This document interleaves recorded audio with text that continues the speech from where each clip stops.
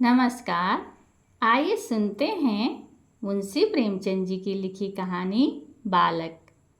गंगू को लोग ब्राह्मण कहते हैं और वह अपने को ब्राह्मण समझता भी है।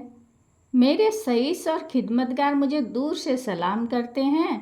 गंगू मुझे कभी सलाम नहीं करता। वह शायद मुझसे पलागन की आशा रखता है।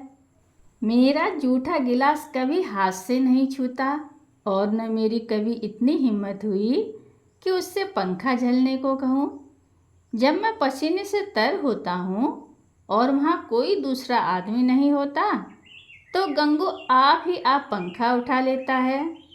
लेकिन उसकी मुद्रा से यह भाव स्पष्ट प्रकट होता है कि मुझ पर कोई एहसान कर रहा है और मैं भी न जाने क्यों फौरन ही उसके हाथ से पंखा छीन लेता हूँ।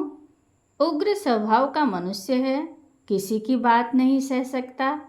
ऐसे बहुत कम आदमी होंगे जिनसे उनकी मित्रता हो। वह सईस और खिदमतगार के साथ बैठना शायद अपमानजनक समझता है। मैंने उसे किसी से मिलते जुलते नहीं देखा। आश्चर्य यह है कि उसे भंग बूटी से प्रेम नहीं, जो इस श्रेणी के मनुष्यों में एक असाधारण गुण है। मैंने उसे कभी पूजा पाठ करते या नदी में स्नान करते नहीं देखा। बिल्कुल निरक्षर है, लेकिन फिर भी वह ब्राह्मण है और चाहता है कि दुनिया उसकी प्रतिष्ठा तथा सेवा करे।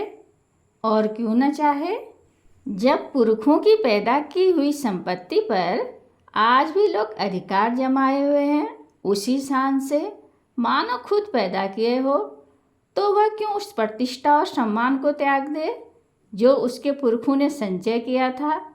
यह उसकी बपौती है। मेरा स्वभाव कुछ इस तरह का है कि अपने नौकरों से बहुत कम बोलता हूँ। मैं चाहता हूँ जब तक मैं खुद न बुलाऊं कोई मेरे पास ना आए। मुझे यह अच्छा नहीं लगता कि जरा सी बात के लिए नौकरों को आवाज़ देता फिरूं। मुझे अपने हाथ से सुराही से पानी उड़ेल लेना, अपना लैंप जला लेना, अपने जूते पहन लेना या अलमारी से कोई किताब निकाल लेना, इससे कहीं ज़्यादा सरल मालूम होता है कि हीगन और मैकू को पुकारूं। इससे मुझे अपनी स्वेच्छा और आत्मविश्वास का बोध होता है। नौकर भी मेरे स्वभाव से परिचित हो गए हैं और बिना ज़रूरत मेरे पास बहुत कम आते हैं। इसलिए एक दिन जब प्रातःकाल गंगू मेरे सामने आकर खड़ा हो गया तो मुझे बहुत बुरा लगा। ये लोग जब आते हैं तो पेशगी हिसाब में कुछ मांगने के लिए या किसी दूसरे नौकर की शिकायत करने के लिए। मुझे ये दोनों ही बातें अत्यंत अप्रिय हैं। मैं पहली तारीख को हर एक का वेतन चुका देता हूँ और बीच में जब कोई कुछ मांगता है तो क्रोध आ जाता है। कौन 2-2 4-4 रुपये का हिसाब रखता फिरे। फिर जब किसी को महीने भर की पूरी मजूरी मिल गई तो उसे क्या हक है कि उसे 15 दिन में खर्च कर दे और ऋण या पेशगी की शरण ले। और शिकायत से तो मुझे घृणा है। मैं शिकायत को दुर्बलता का प्रमाण समझता हूँ या ठकुर सुहाती की क्षुद्र चेष्टा। मैंने माथा सिकोड़ कर कहा, क्या बात है, मैंने तो तुम्हें बुलाया नहीं। गंगू के अभिमानी मुख पर आज कुछ ऐसी नम्रता, कुछ ऐसी याचना, कुछ ऐसा संकोच था कि मैं चकित हो गया। ऐसा जान पड़ा वह कुछ जवाब देना चाहता है मगर शब्द नहीं मिल रहे। मैंने जरा नम्र होकर कहा, आखिर क्या बात है, कहते क्यों नहीं। तुम जानते हो यह मेरे टहलने का समय है, मुझे देर हो रही है। गंगू ने निराशा भरे स्वर में कहा, तो आप हवा खाने जाएं, मैं फिर आ जाऊंगा। यह अवस्था और भी चिंताजनक थी। इस जल्दी में तो वह एक क्षण में अपना वृत्तांत कह सुनाएगा। वह जानता है कि मुझे ज़्यादा अवकाश नहीं है। दूसरे अवसर पर तो दुष्ट घंटों रोएगा। मेरे कुछ लिखने पढ़ने को तो वह शायद कुछ काम समझता हो, लेकिन विचार को, जो मेरे लिए सबसे कठिन साधना है, वह मेरे विश्राम का समय समझता है। वह उसी वक्त आकर मेरे सिर पर सवार हो जाएगा। मैंने निर्दयता के साथ कहा, क्या कुछ पेशगी मांगने आए हो? मैं पेशगी नहीं देता। जी नहीं सरकार, मैंने तो कभी पेशगी नहीं मांगा। तो क्या किसी की शिकायत करना चाहते हो? मुझे शिकायत से घृणा है। जी नहीं सरकार, मैंने तो कभी किसी की शिकायत नहीं की। गंगू ने अपना दिल मजबूत किया। उसकी आकृति से स्पष्ट झलक रहा था मानो वह कोई छलांग मारने के लिए अपनी सारी शक्तियों को एकत्रित कर रहा हो, और लड़खड़ाती हुई आवाज़ में बोला, मुझे आप छुट्टी दे दें। मैं आपकी नौकरी अब न कर सकूंगा। यह इस तरह का पहला प्रस्ताव था जो मेरे कानों में पड़ा। मेरे आत्माभिमान को चोट लगी। मैं जब अपने को मनुष्यता का पुतला समझता हूँ, अपने नौकरों को कभी कटु वचन नहीं कहता, अपने स्वामित्व को यथासाध्य म्यान में रखने की चेष्टा करता हूँ, तब मैं इस प्रस्ताव पर क्यों न विस्मित हो जाता। कठोर स्वर में बोला, क्यों, क्या शिकायत है? आपने तो हुजूर जैसा अच्छा स्वभाव पाया है, वैसा क्या कोई पाएगा। लेकिन अब ऐसी बात आ पड़ी है कि अब मैं आपके यहाँ नहीं रह सकता। ऐसा न हो कि पीछे से कोई बात हो जाए तो आपकी बदनामी हो। मैं नहीं चाहता कि मेरी वजह से आपकी आबरू में बट्टा लगे। मेरे दिल में उलझन पैदा हुई। जिज्ञासा की अग्नि प्रचंड हो गई। आत्मसमर्पण के भाव से बरामदे में पड़ी हुई कुर्सी पर बैठकर बोला, तुम तो पहेलियां बुझवा रहे हो। साफ साफ क्यों नहीं कहते, क्या मामला है? गंगू ने बड़ी नम्रता से कहा, बात यह है कि वह स्त्री जो अभी विधवा आश्रम से निकाल दी गई है, वह गोमती देवी। वह चुप हो गया। मैंने अधीर होकर कहा, हाँ, निकाल दी गई है तो फिर? मैं उससे ब्याह करना चाहता हूँ बाबूजी। मैं विस्मय से उसका मुंह ताकने लगा। यह पुराने विचारों का पोंगा ब्राह्मण, जिसे नई सभ्यता की हवा तकने लगी, उस कुलटा से विवाह करने जा रहा है जिसे कोई भला आदमी अपने घर में कदम भी न रखने देगा। गोमती ने मोहल्ले के शांत वातावरण में थोड़ी सी हलचल पैदा कर दी। कई साल पहले वह विद्रा आश्रम में आई थी। 3 बार आश्रम के कर्मचारियों ने उसका विवाह करा दिया था, पर हर बार वह महीने 15 दिन के बाद भाग आई थी। यहाँ तक कि आश्रम के मंत्री ने अब की बार उसे आश्रम से निकाल दिया था। तब से वह इसी मोहल्ले में एक कोठरी लेकर रहती थी और सारे मोहल्ले के सौदों के लिए मनोरंजन का केंद्र बनी हुई थी। मुझे गंगू की सरलता पर क्रोध भी आया और दया भी। इस गधे को सारी दुनिया में कोई स्त्री न मिलती जो इससे ब्याह करने जा रहा है। जब वह 3 बार पतियों के पास से भाग आई तो उसके पास कितने दिन रहेगी? कोई गांठ का पूरा आदमी होता तो एक बात भी थी, शायद साल 6 महीने टिक जाती, पर यह तो निपट आंख का अंधा है। 1 सप्ताह भी तो निभाना होगा। मैंने चेतावनी के भाव से पूछा, तुम्हें इस स्त्री की जीवन कथा मालूम है? गंगू ने आंखों देखी बात की तरह कहा, सब झूठ है सरकार। लोगों ने हक नाहक उसको बदनाम कर दिया है। क्या कहते हो, वह 3 बार अपने पतियों के पास से नहीं भाग आई? उन लोगों ने उसे निकाल दिया तो क्या करती? कैसे बुद्धू आदमी हो, कोई इतनी दूर से आकर विवाह करके ले जाता है, हजारों रुपए खर्च करता है इसलिए कि औरत को निकाल दे। गंगू ने भावुकता से कहा, जहाँ प्रेम नहीं है हुजूर, वहाँ कोई स्त्री नहीं रह सकती। स्त्री केवल रोटी कपड़ा ही नहीं चाहती, कुछ प्रेम भी तो चाहती है। वे लोग समझते होंगे कि हमने एक विधवा से विवाह करके उसके ऊपर कोई बहुत बड़ा एहसान किया है। चाहते होंगे कि तन मन से वह उनकी हो जाए, लेकिन दूसरों को अपना बनाने के लिए पहले आप उनका बन जाना पड़ता है हुजूर, यह बात है। फिर उसे एक बीमारी भी है, उसे कोई भूत लगा हुआ है। यह कभी कभी बकझक करने लगती है और बेहोश हो जाती है। और तुम ऐसी स्त्री से विवाह करोगे? मैंने संदिग्ध भाव से सिर हिलाकर कहा। समझ लो जीवन कड़वा हो जाएगा। गंगू ने शहीदुन कैसे आवेश से कहा। मैं तो समझता हूँ मेरी जिंदगी बन जाएगी बाबूजी, आगे भगवान की मर्जी। मैंने जोर देकर पूछा, तो तुमने तय कर लिया है? हाँ हुजूर। तो मैं तुम्हारा इस्तीफा मंजूर करता हूँ। मैं निरर्थक रूढ़ियों और व्यर्थ के बंधनों का दास नहीं हूँ। लेकिन जो आदमी एक दुष्टा से विवाह कर उसे अपने यहाँ रखना वास्तव में एक जटिल समस्या थी। आए दिन टंटे बखेड़े होंगे, नई नई उलझनें पैदा होंगी। कभी पुलिस दौड़ लेकर आएगी, कभी मुकदमे खड़े होंगे। संभव है चोरी की वारदात भी हो। इस दलदल से दूर रहना ही अच्छा। गंगू क्षुधा पीड़ित प्राणी की भांति रोटी का टुकड़ा देखकर उसकी ओर लपक रहा है। रोटी जूठी है, सूखी हुई है, खाने योग्य नहीं है, इसकी उसे परवाह नहीं। उसका विचार बुद्धि से काम लेना कठिन था। मैंने उसे पृथक कर देने ही में अपनी कुशलता समझी। 5 महीने गुजर गए।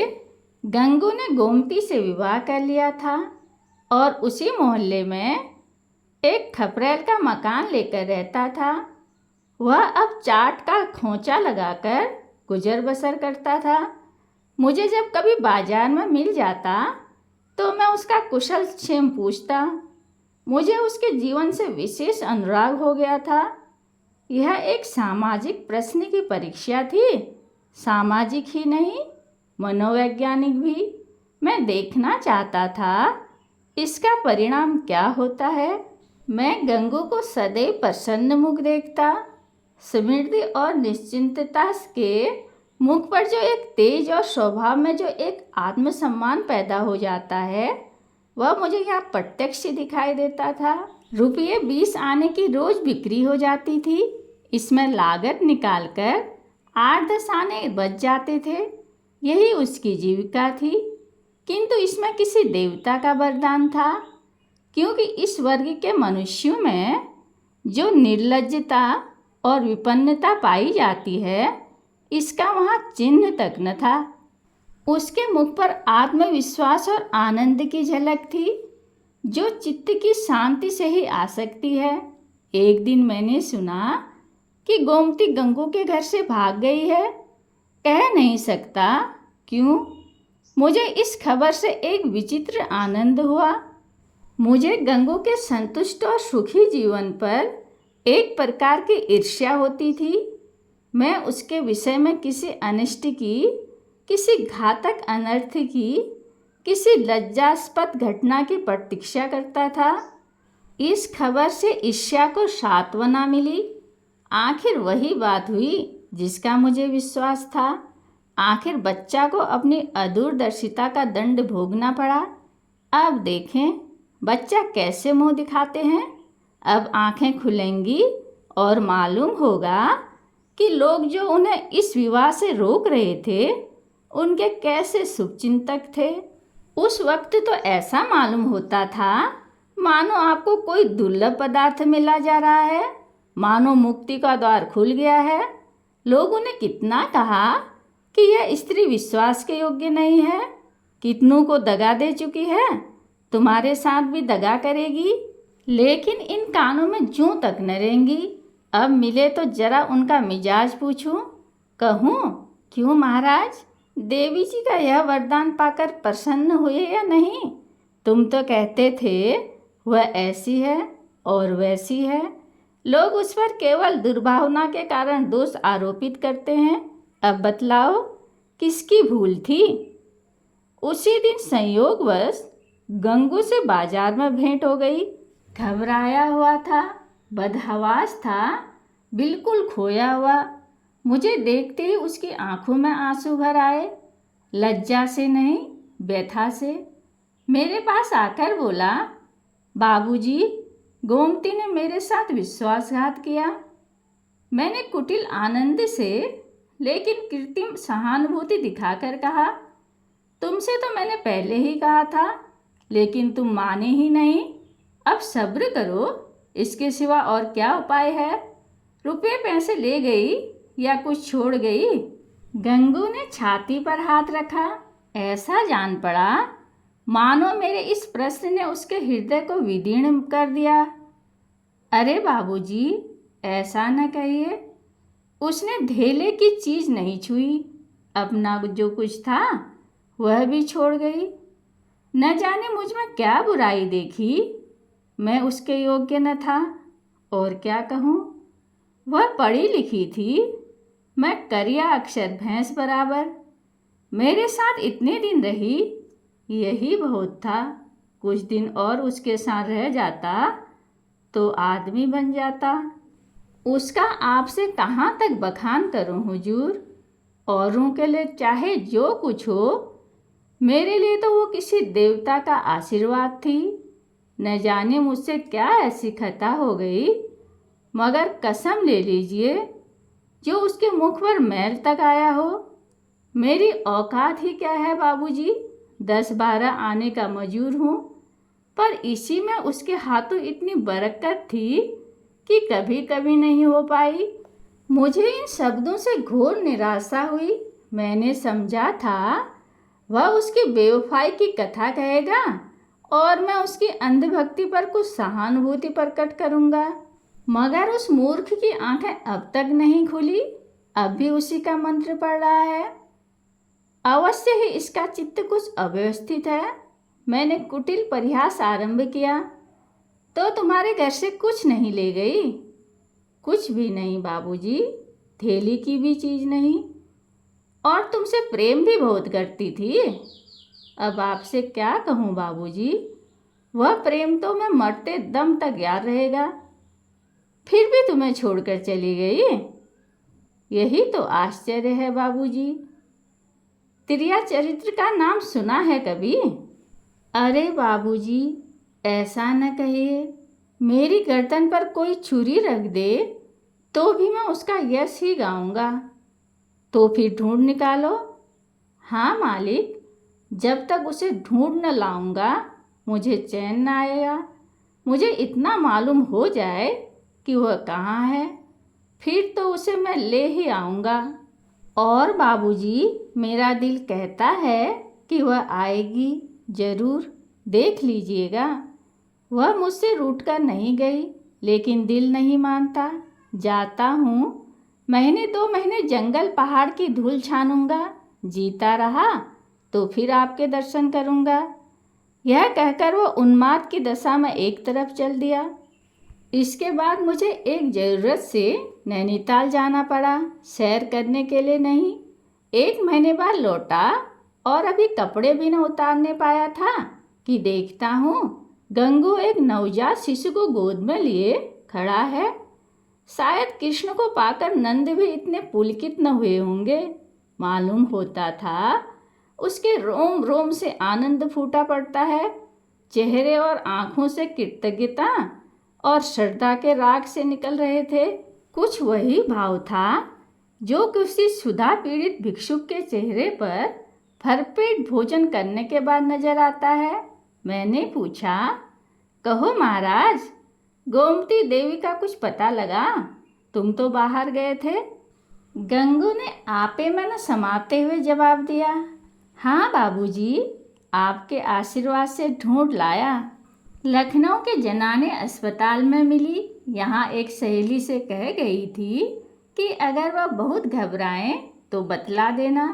मैं सुनते ही लखनऊ भागा और उसे घसीट लाया। खाते में यह बच्चा भी मिल गया। उसने बच्चे को उठाकर मेरी तरफ बढ़ाया, मानो कोई खिलाड़ी तमगा पाकर दिखा रहा हो। मैंने उपहास के भाव से पूछा, अच्छा, यह लड़का भी मिल गया? शायद इसलिए वह यहाँ से भागी थी। है तो तुम्हारा ही लड़का। मेरा काहे को है बाबूजी? आपका है, भगवान का है। तो लखनऊ में पैदा हुआ? हाँ बाबूजी। अभी तो कुल 1 महीने का है। तुम्हारे ब्याह हुए कितने दिन हुए? यह 7वां महीना जा रहा है। तो शादी के 6ठे महीने पैदा हुआ। और क्या बाबूजी? फिर भी तुम्हारा लड़का है? हाँ जी। कैसी बेसिर पैर की बातें कर रहे हो? मालूम नहीं वह मेरा आशय समझ रहा था या बन रहा था। उसे निष्कपट भाव से बोला, मरते मरते बची बाबूजी, नया जन्म हुआ। 3 दिन 3 रात छटपटाती रही, कुछ न पूछिए। मैंने अब जरा व्यंग भाव से कहा, लेकिन 6 महीने में लड़का होते आज ही सुना। यह चोट निशाने पर जा बैठी। मुस्कुराकर बोला, अच्छा वह बात, मुझे तो उसका ध्यान भी नहीं आया। इसी भय से तो गोमती भागी थी। मैंने कहा, गोमती, अगर तुम्हारा मन मुझसे नहीं मिलता तो तुम मुझे छोड़ दो। मैं अभी चला जाऊंगा और फिर कभी तुम्हारे पास ना आऊँगा। तुमको जब कुछ काम पड़े तो मुझे लिखना, मैं भरसक तुम्हारी मदद करूँगा। मुझे तुमसे कुछ मलाल नहीं है। मेरी आँख में तुम अब भी उतनी ही भली हो। अब भी मैं तुम्हें उतना ही चाहता हूँ। नहीं, अब मैं तुम्हें और ज़्यादा चाहता हूँ। लेकिन अगर तुम्हारा मन मुझसे फिर नहीं गया है तो मेरे साथ चलो। गंगू जीते जी तुमसे बेवफाई नहीं करेगा। मैंने तुमसे इसलिए विवाह नहीं किया कि तुम देवी हो, बल्कि इसलिए कि मैं तुम्हें चाहता था और सोचता था कि तुम भी मुझे चाहती हो। यह बच्चा मेरा बच्चा है, मेरा अपना बच्चा है। मैंने एक बोया हुआ खेत लिया तो क्या उसकी फसल को इसलिए छोड़ दूंगा कि उसे किसी दूसरे ने बोया था? यह कहकर उसने जोर से ठट्टा मारा। मैं कपड़े उतारना भूल गया। कह नहीं सकता क्यों, मेरी आंखें सजल हो गई। न जाने वह कौन सी शक्ति थी जिसने मेरी मनोगत घृणा को दबाकर मेरे हाथों को बढ़ा दिया। मैंने उस निष्कलंक बालक को गोद में ले लिया और इतने प्यार से उसका चुंबन लिया कि शायद अपने बच्चे का भी न लिया होगा। गंगू बोला, बाबूजी, आप बड़े सज्जन हैं।